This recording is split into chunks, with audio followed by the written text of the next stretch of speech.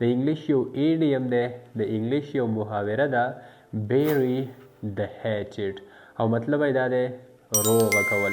یعنی کله چې یو دوه کسان په خپلو کې ترمنځ لانجه وکړي، نالګي راشي، ورانه وکړي او بیا د هغې نه پس هغې روغه کوي، نو د روغې کولو دپاره په انګلیش کې دغه ایډیم استعمالیږي bury the hatchet. خو ګرانو کتونکو که چېرته موږ دغه ایډیم یعنی دغه محاوره ورډ بای ورډ پښتو ته ټرانسلیټ کوو نو بیا د بیري معنی ده دفن کول یعنی یو څیز خښول او هیچټ ویلی کېږي تبرګي ته یعنی د هیچټ معنی ده کلهاړي، هغه تبرګې کومه چې د کسابانو څخه ورسره وي، داسې لنډه شان دسته پکې لګېدلې وي د کسابانو څخه ورسره وي، نو دغه تبرګي ته ویلی کېږي هیچټ. تبرګي ته خو ایکس هم ویلی کېږي او هیچټ ورته هم ویلی کېږي، خو ایکس غټ تبرګي ته ویلی کېږي او هیچټ دغه وړې دستې والا تبرګي ته ویلی کېږي. خو ګرانو کتونکو دلته مطلب دی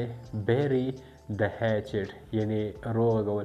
فار ایگزامپل که یو دوه کسان په خپلو کې ترمنځ لانجه وکړي، نالګي راشي او بیا د هغې نه پس هغې روغه وکړي، نو بیا به دغه ځای کې تاسو بالکل استعمالولی شئ they buried the hatchet. د دې buried the hatchet مطلب دا دی چې هغې خپلو کې ترمنځ روغه وکړه، هغې خپلو کې ترمنځ پخلا شو، خپلو کې ترمنځ راضي شو. خو ګرانو کتونکو په یاد ساتئ دغه ورډ دغه لفظ پروناونسیشن خلک غلط کوي، دې ته بری وایي، خو دا بری نه دی، دا بیری دی او مطلب یې دا دی دفن کول.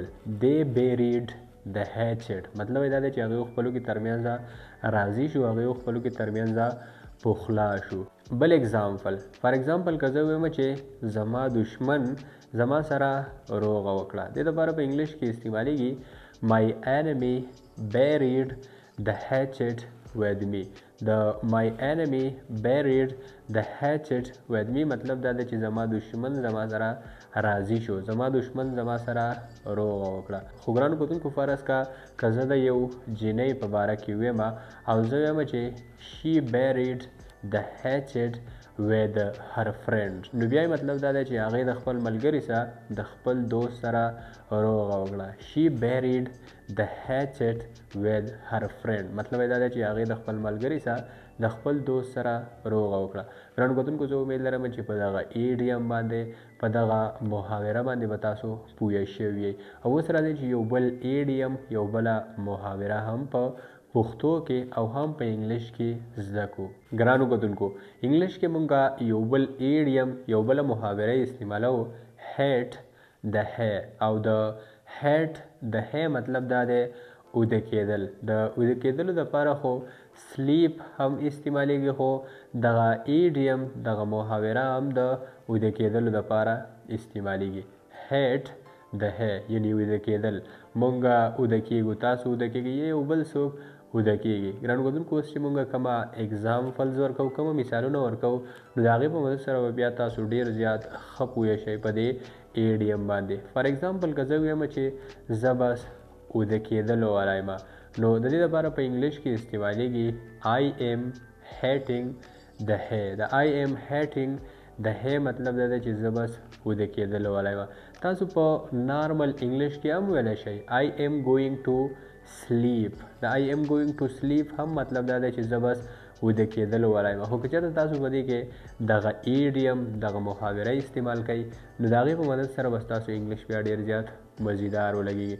نو د دې لپاره استعمالیږي I am hating the hay مطلب دا دی چې زه اوده کېدلو والا یم. خو که چېرته تاسو وایئ چې نه زه اوده شومه، نو بیا د دې لپاره استعمالیږي I hate the hay. د I hate the hay مطلب دا دی چې زه بس اوده شومه.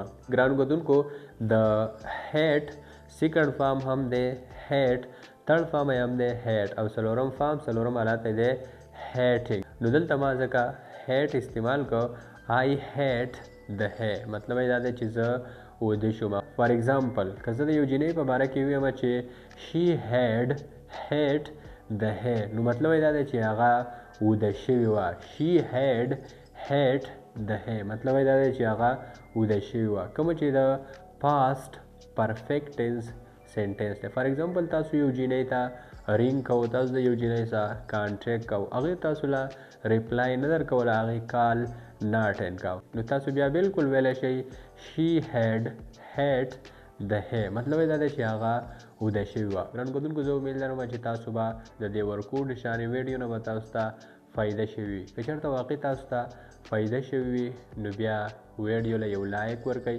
او په کمنټ سیکشن کې خپل خوږ رای پرېږدئ. که چېرته تاسو د انګلیش سره ریلیټډ په یو ټاپک باندې ویډیو غواړئ نو هم ستاسو د کمنټ مطابق به زموږ راتلونکي ویډیو وي. او ګرانو کتونکو که چېرته تاسو غواړئ چې تاسو کازیټیف ورب په پښتو کې زده کړئ، تاسو غواړئ چې تاسو پریزل ورب په پښتو کې زده کړئ، تاسو غواړئ چې تاسو ایډوانس انګلیش، سپوکن انګلیش او دغسې نور ډېر اهم د انګلیش ټاپک زده کړئ، نو بالکل په هغې باندې موږ په ډیټیل سره ویډیوګانې جوړې کړي دي. نو تاسو بالکل زموږ په چینل باندې دغه ویډیوګانې کتلی شئ او بالکل زه به تاسو ته د هغه ویډیوګانو لینکس هم په ډسکریپشن کې درکړم، تاسو یې د هغه ځای نه هم کتلی شئ. نو بس ګرانو کتونکو د ویډیو کتلو ډېره مننه. د نیکسټ ویډیو پورې په الله سپارم. د لوی الله په امان. تھینک یو سو مچ. تھینک یو.